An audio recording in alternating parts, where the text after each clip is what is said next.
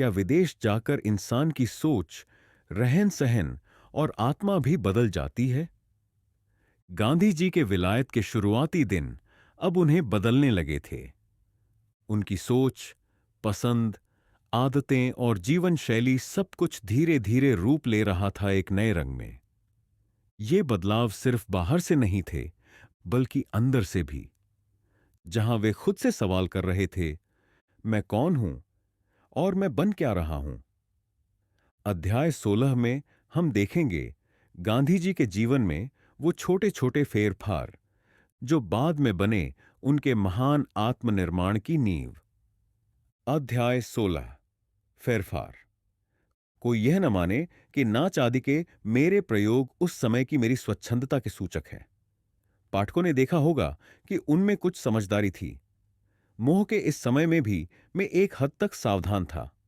पाई पाई का हिसाब रखता था, खर्च का अंदाज रखता था। मैंने हर महीने 15 पौंड से अधिक खर्च न करने का निश्चय किया था। मोटर में आने जाने का अथवा डाक का खर्च भी हमेशा लिखता था और सोने से पहले हमेशा अपनी रोकड़ मिला लेता था। यह आदत अंत तक बनी रही और मैं जानता हूं कि इससे सार्वजनिक जीवन में मेरे हाथों लाखों रुपयों का जो उलटफेर हुआ है, उसमें मैं उचित किफायतशारी से काम ले सका हूं। और आगे मेरी देखरेख में जितने आंदोलन चले, उनमें मैंने कभी कर्ज नहीं किया, बल्कि हरेक में कुछ न कुछ बचत ही रही। यदि हरेक नवयुवक उसे मिलने वाले थोड़े रुपयों का भी हिसाब खबरदारी के साथ रखेगा, तो उसका लाभ वह भी उसी तरह अनुभव करेगा जिस तरह भविष्य में मैंने और जनता ने किया।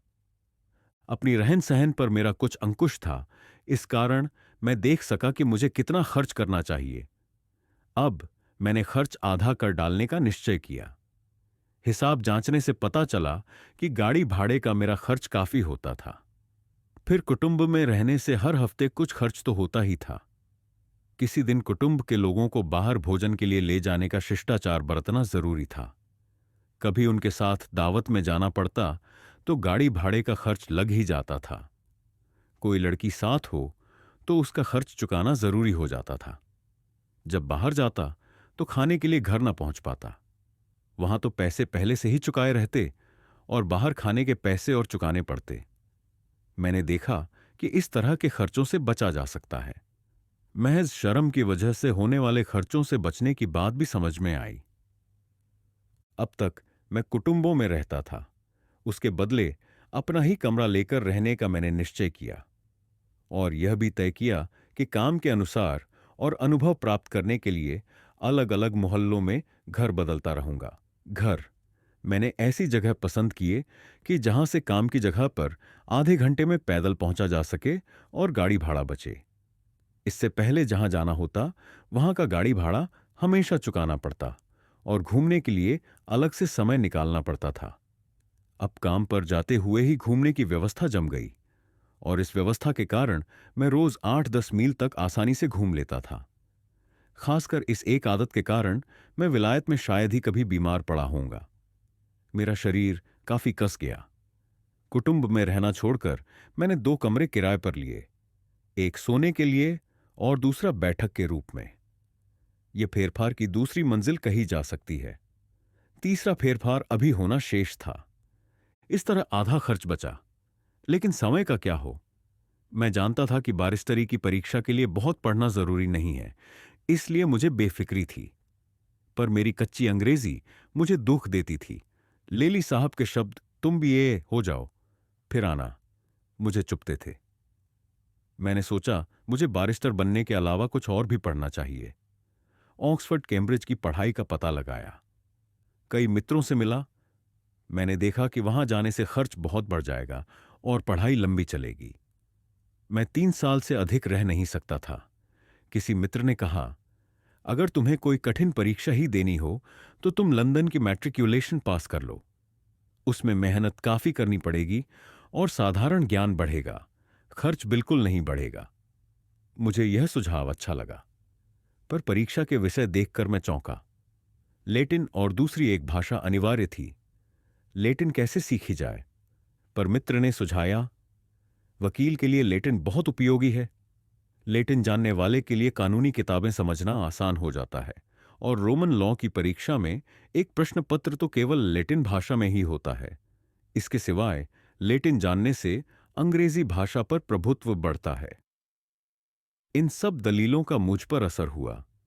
मैंने सोचा, मुश्किल हो चाहे ना हो, पर लैटिन तो सीख ही लेनी है।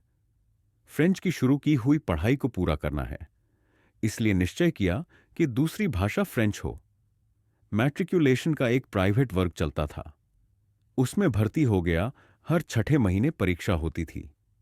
मेरे पास मुश्किल से 5 महीने का समय था। यह काम मेरे बूते के बाहर था। परिणाम यह हुआ कि सभ्य बनने की जगह में अत्यंत उद्यमी विद्यार्थी बन गया। समय पत्रक बनाया, एक एक मिनट का उपयोग किया, पर मेरी बुद्धि या स्मरण शक्ति ऐसी नहीं थी कि दूसरे विषयों के अतिरिक्त लैटिन और फ्रेंच की तैयारी कर सकूं। परीक्षा में बैठा, लैटिन में फेल हो गया। दुख तो हुआ, पर हिम्मत नहीं हारा। लैटिन में रुचि पैदा हो गई थी। मैंने सोचा कि दूसरी बार परीक्षा में बैठने से फ्रेंच अधिक अच्छी हो जाएगी और विज्ञान में नया विषय ले लूंगा। प्रयोगों के अभाव में रसायन शास्त्र मुझे रोचता ही न था, यद्यपि अब देखता हूं कि उसमें खूब रस आना चाहिए था। देश में तो यह विषय सीखा ही था, इसीलिए लंदन की मैट्रिक के लिए भी पहली बार इसी को पसंद किया था। इस बार प्रकाश और उष्णता का विषय लिया। यह विषय आसान माना जाता था, मुझे भी आसान प्रतीत हुआ। पुनः परीक्षा देने की तैयारी के साथ ही रहन सहन में अधिक सादगी लाने का प्रयत्न शुरू किया। मैंने अनुभव किया कि अभी मेरे कुटुंब की गरीबी के अनुरूप मेरा जीवन सादा नहीं बना है। भाई की तंगी के और उनकी उदारता के विचारों ने मुझे व्याकुल बना दिया। जो लोग हर महीने 15 पौंड या 8 पौंड खर्च करते थे, उन्हें तो छात्रवृत्तियां मिलती थीं। मैं देखता था कि मुझसे भी अधिक सादगी से रहने वाले लोग हैं। मैं ऐसे गरीब विद्यार्थियों के संपर्क में ठीक ठीक आया था। एक विद्यार्थी लंदन की गरीब बस्ती में हफ्ते के 2 शिलिंग देकर एक कोठरी में रहता था और लोकार्ट की कोको की सस्ती दुकान में 2 पेनी का कोको और रोटी खाकर गुजारा करता था। स्पर्धा करने की तो मेरी शक्ति नहीं थी, पर मैंने अनुभव किया कि मैं अवश्य ही 2 के बदले एक कमरे में रह सकता हूं और आधी रसोई अपने हाथ से भी बना सकता हूं। इस प्रकार मैं हर पर महीने 4 या 5 पौंड में अपना निर्वाह कर सकता हूं। सादी रहन सहन पर पुस्तकें भी पढ़ चुका था। 2 कमरे छोड़ दिए और हफ्ते के 8 शिलिंग पर एक कमरा किराए से लिया। एक अंगीठी खरीदी और सुबह का भोजन हाथ से बनाना शुरू किया।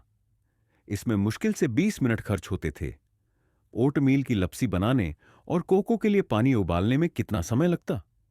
दोपहर का भोजन बाहर कर लेता और शाम को फिर कोको बनाकर रोटी के साथ खा लेता।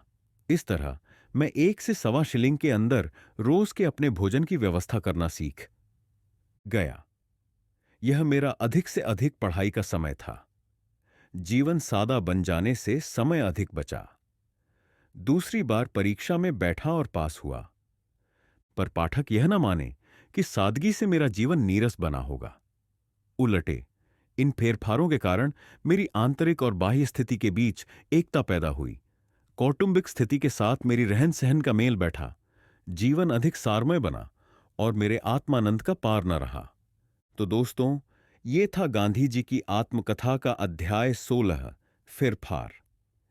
एक ऐसा अध्याय जहां हमने देखा कि गांधी जी कैसे धीरे धीरे खुद को बदलते हैं, परिस्थितियों के साथ, समाज के साथ, लेकिन अपने मूल सिद्धांतों को थामे हुए।